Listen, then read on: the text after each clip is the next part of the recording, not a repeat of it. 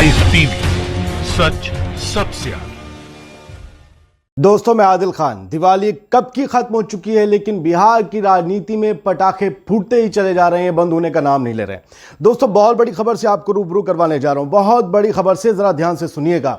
आखिरकार वही हुआ है जिसके बारे में द लाइव टीवी लगातार आपको बता रहा था। जिस तरह की धांधली के आरोप बिहार चुनाव में एनडीए और चुनाव आयोग पर लग रहे थे, ये उससे अगले चरण की खबर है। दरअसल एनडीए की जो जीत थी, अब एनडीए और चुनाव आयोग दोनों के लिए मुश्किल का सबब बन सकती है।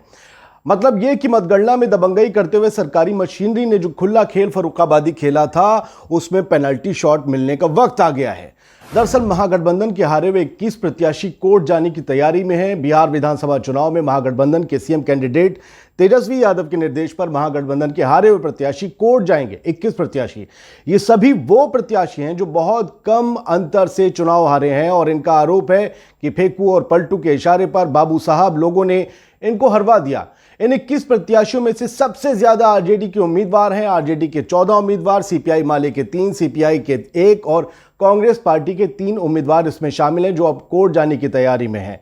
चुनाव आयोग कहता रहा है कि चुनाव के नतीजे फेयर एंड लवली क्रीम की तरह बिल्कुल सफेद थे, उनमें कोई दाग नहीं था। लेकिन ये सभी हारे हुए प्रत्याशी नीतीश कुमार और दिल्ली की मशीनरी पर आरोप लगाते हुए चुनाव आयोग से कहते हैं कि तू इधर उधर की ना बात कर, ये बता के काफिला क्यों लुटा, मुझे रहजनों से गिला नहीं, तेरी रहबरी का सवाल है।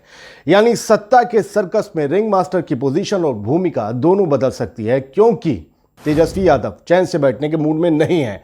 भले ही नीतीश कुमार 7वीं बार बिहार के सीएम बन गए हों, लेकिन यह तेजस्वी को कबूल नहीं कि बिहार की सबसे ज्यादा विधायकों वाली पार्टी सत्ता से बाहर बैठी रहे। बिहार विधानसभा चुनाव में महागठबंधन को बेशक बहुमत न मिला हो, लेकिन आरजेडी नेताओं ने अभी तक सरकार बनाने की आस नहीं छोड़ी है। आरजेडी के राज्यसभा सांसद और प्रवक्ता मनोज झा के ट्वीट से इस बात का पूरा इशारा मिल जाता है। मनोज झा लिखते हैं, जनता जनार्दन के फैसले और प्रशासन द्वारा जारी नतीजों के बीच के फासले को समझने के लिए यह जरूरी है कि जनादेश प्रबंधन की अद्भुत कला को समझा जाए।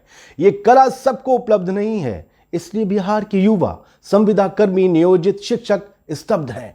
बिहार अभी खुला हुआ है। ये सारे बयान और सरगर्मी इस तरफ इशारा करते हैं कि बिहार के राजनीतिक अखाड़े में अभी बहुत कुछ होना बाकी है।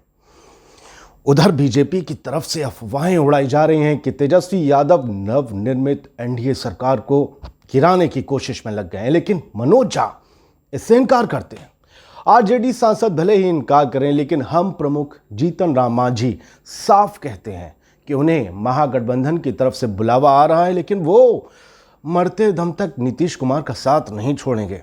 अरे मांझी बाबा, आप तो मरते दम तक मुख्यमंत्री की कुर्सी भी छोड़ने को राजी नहीं थे। वही कुर्सी जिस पर नीतीश कुमार ने आपको एक प्लान के तहत बैठाया था, वही नीतीश जो उस वक्त बीजेपी को नफरत की निगाह से देख रहे थे, लेकिन आज दोनों इलू इलू कर रहे हैं। फिलहाल नीतीश कुमार ने 7वीं बार सीएम पद की शपथ ले ली है। राजभवन में राज्यपाल फागू चौहान ने उन्हें पद और गोपनीयता की शपथ दिलाई, नियम है। नीतीश कुमार के साथ 14 मंत्रियों ने भी शपथ ली, नियम है। कुछ मंत्री ले सकते हैं, लेकिन इसमें से बीजेपी कोटे के साथ जेडीयू के 5 वीआईपी और हम के एक मंत्रियों ने शपथ ली। और अमित शाह इस वक्त मौजूद रहे, अध्यक्ष जेपी नड्डा मौजूद रहे, यानी बीजेपी हर तरह से मजबूत थी। और जेडीयू पिछली बार से कितनी ज्यादा दुर्बल, कितनी ज्यादा मजबूत नजर आ रही है। नीतीश कुमार के साथ राज्यपाल ने तारकिशोर प्रसाद और रेणु देवी को भी उप मुख्यमंत्री पद की शपथ दिलाई। आपको बता दें कि बीजेपी नेता तारकिशोर प्रसाद कटिहार से विधायक चुने गए हैं। रेणु देवी बेतिया विधानसभा सीट से चुनाव जीती हैं। यानी मंत्री परिषद में नीतीश के मंत्री कम हो गए हैं। 2 डिप्टी सीएम आ गए हैं, दोनों बीजेपी से हैं। और अब महागठबंधन के 21 विधायक कोर्ट में जाकर फिर से अपने क्षेत्र की मतगणना की अर्जी लगाएंगे। संवैधानिक तौर पर यह उनका लोकतांत्रिक अधिकार है। तो क्या बिहार में बाजी पलट सकती है? अपन उस शेर पे बहुत ज़्यादा यकीन करते हैं कि जो आज साहिब मसनद हैं वो कल नहीं होंगे, किराएदार हैं, ज़ाती मकान थोड़ी है। यानी आज जो सत्ता में हैं कल वो नहीं होंगे बिरादर। हो सकता है बाजी पलट जाए, हो सकता है बाजी जिसकी थी उसे मिल जाए, हो सकता है बाजी में अभी बहुत सी चालें अंदर चलना बाकी हों। एक बाजी में कई चालें होती हैं, कई तरफ देखना पड़ता है, कई तरफ सोचना पड़ता है। जीतन राम मांझी भी सोच रहे हैं और सहनी भी सोच रहे हैं, लेकिन उप मुख्यमंत्री पद के जो आरजेडी की तरफ से पद कहा जा रहा है कि खुले हुए हैं, जो ऑफर खुले हुए हैं, क्या उनको ठुकराना इतना आसान है? क्योंकि दोनों उप मुख्यमंत्री तो बीजेपी के बन गए हैं। फिर ऊपर से मुसीबत ये आ गई है इस एनडीए सरकार की कि इसमें नीतीश कुमार कमज़ोर हो गए हैं, मंत्री पद कम हो गए उनके। उससे बड़ी मुसीबत ये है कि महागठबंधन के 21 विधायक बहुत मार्जिनल जो हारे थे, उसमें किसी का तो मतलब 12 वोटों से वो चुनाव हारा है। अगर मैं आपको आंकड़े दूं तो आप चौंक जाएंगे कि आखिरकार ऐसा हुआ कैसे, और इतने ऐसे प्रत्याशी जो हैं 21 प्रत्याशी, ये कैसे ऐसा चुनाव हार गए और इतने करीब आने के बाद कैसे हार गए। इसको लेकर सवाल तो उठे, कई तरफ से उठे। अब आपको बताते हैं कि ये खेल क्या है। असल में जो ईवीएम को लेकर लगातार जो वीवीपैट मशीन से पर्चियां निकलती हैं ना, वो 40 दिन तक संभाल के रखी जाती हैं। इस दौरान कोई भी चैलेंज कर सकता है। वीवीपैट से निकली पर्चियों और डले हुए वोटों के मिलान अगर नहीं होते हैं तो फिर ये एक अधिकार भाई रखे जाने का मतलब ही यही है कि ज़रूरत पड़ने पर उन्हें निकाल कर फिर से जो है काउंटिंग की जाए। और इस काउंटिंग में अगर कोई खेल दोबारा नहीं हुआ तो एक बहुत बड़ा खेल होगा और सत्ता पलट जाएगी, जिसका बिहार के ज़्यादातर लोग इंतज़ार कर रहे हैं, क्योंकि वो जानते हैं कि उन्होंने एक बदलाव के लिए वोट दिया था। अच्छा, ये बताइए कि पिछली मर्तबा से एनडीए की सीटें कम होने का मतलब क्या है? ये कि यानी कि ये सत्ता विरोध था और लोग चाहते थे कि एक नई सरकार गठित हो। तो फिर ये सवाल उठना लाजमी है कि आखिरकार क्या कुछ गड़बड़ी हुई है, जिसको लेकर लगातार राष्ट्रीय जनता दल, कांग्रेस ये सब कहते हैं कि सरकारी मशीनरी का दुरुपयोग हुआ और इसी वजह से काफ़ी जो है सीटें उन पर चुनाव हार गया महागठबंधन। अच्छा, कुछ सीटें ऐसी भी थी जहां पर आपको पता है कि ये लगातार काउंटिंग के दिन ही ये बातें सामने आ रही थी कि पोस्टल बैलेट्स को बाद में गिना गया, जबकि उन्हें पहले गिना जाता है। पोस्टल बैलेट वो बैलेट होते हैं जिन्हें बहुत पढ़े लिखे लोग अपने वोट को डालते हैं ज़्यादातर, क्योंकि वो लोग चुनाव की ड्यूटी में, काउंटिंग की ड्यूटी में लगे होते हैं। ठीक है, जब वो मतदान हो रहा था तब वो अपने चुनाव क्षेत्र से दूर कहीं ड्यूटी में लगे होते हैं, तो अपने चुनाव क्षेत्र में नहीं होते हैं, अपने बूथ पे जाकर वोट नहीं कर सकते हैं। लिहाजा वो लोग वोट पहले ही पोस्टल बैलेट से अपना कर देते हैं और वही पोस्टल मतलब पेपर पे आता है वोट, उनका जो है ये ईवीएम से नहीं होता है। अब वो वोट आप समझिए, उन वोटों में बहुत बड़ी तादाद ऐसी है जो निरस्त हो गई। यानी कि ये लगा कि ऊपर यहाँ वोट लगाना था तो यहाँ की जगह यहाँ नीचे वोट लगा दिया और दो लाइन के बीच में ऐसे स्टैंप लगाई वोट की कि ऊपर और नीचे दोनों तरफ है। अब समझ नहीं पा रहा है चुनाव अधिकारी कि ये जो है वोट किसे दिया गया, इसलिए वो वोट निरस्त हो जाता है। अब आप ज़रा सोचिए, पढ़ा लिखा आदमी क्या ऐसा वोट दे सकता है जिसमें क्लैश हो जाए, जिसमें समझ में ना आए कि वो वोट किसे दिया गया है? यानी वो दो पार्टियों के चुनाव चिन्ह पे वोट जाता हुआ दिखे, इस टाइम बीचों बीच कहीं लगाई जाए किसी लाइन के बीच में, तो ये सवाल तो खड़े होते हैं। इन्हीं को गिनने के लिए फिर से अर्जी लगाई जाएगी और कुछ रिकाउंटिंग भी होगी, क्योंकि महागठबंधन का ये कहना है उनके विधायकों का, उनके नेताओं का, कि सुबह से तो भाई हम आगे बढ़त बनाए हुए थे, फिर ना जाने क्यों शाम को नतीजे पलट गए। ऐसी भी खबरें आई कि पहले किसी को जो जीता घोषित किया गया और फिर बाद में एनडीए के कैंडिडेट्स को रवन्ना थमा के हाथ में दे दी गई, जाइए मनाइए खुशियाँ, आप जीत गए हैं। तो इसको लेकर भी बहुत ज़्यादा जो है बातें सामने आई थी।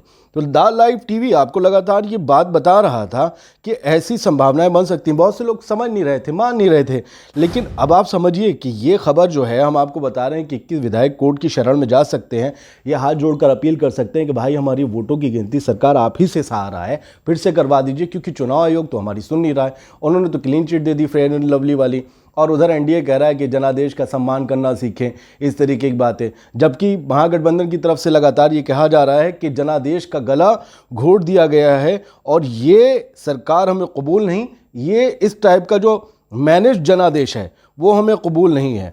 हम आपको बताना ये चाह रहे हैं कि आखिरकार कहाँ पर कितने वोटों से। अब आप ये देखिए, आरजेडी के 14 विधायक हैं, इनमें से जो जाएंगे कोर्ट 3 सीपीआई के हैं, 1 कांग्रेस के हैं, ये 3 कांग्रेस के, माफ़ कीजिएगा, और सीपीआई माले के 3 हैं, सीपीआई के 1 हैं। ये सभी लोग जाना चाहते हैं कोर्ट और अपने आप अपनी गुहार लगाना चाहते हैं कि भाई ये जो हमारे साथ हुआ है, जो हम हारे हैं, दरअसल हारे नहीं हैं, हराए गए हैं और ये हार हमें कबूल नहीं है। हम फाइट करके जीतना चाहते थे, हम फाइट करके हारना चाहते हैं। किसी भी किस्म की किसी हस्तक्षेप से दी गई हार या जीत हमें कबूल नहीं है। तो ये बड़ा मुश्किल एक वक्त आ सकता है नीतीश सरकार के लिए कि भैया कल ही सरकार ने जो है वो शपथ ली है और आज ही सर मुंडाते ही ओले पड़ गए। सर मुंडाना इसलिए हुआ कि भाई उनके मंत्री कम हो गए उनके मंत्री कम हो गए, उनकी सरकार में ताकत कम हो गई। नीतीश कुमार बेहद मजबूत मुख्यमंत्री इस टर्म से पहले तक थे, लेकिन अब सब जानते हैं कि वो कमज़ोर हो चुके हैं।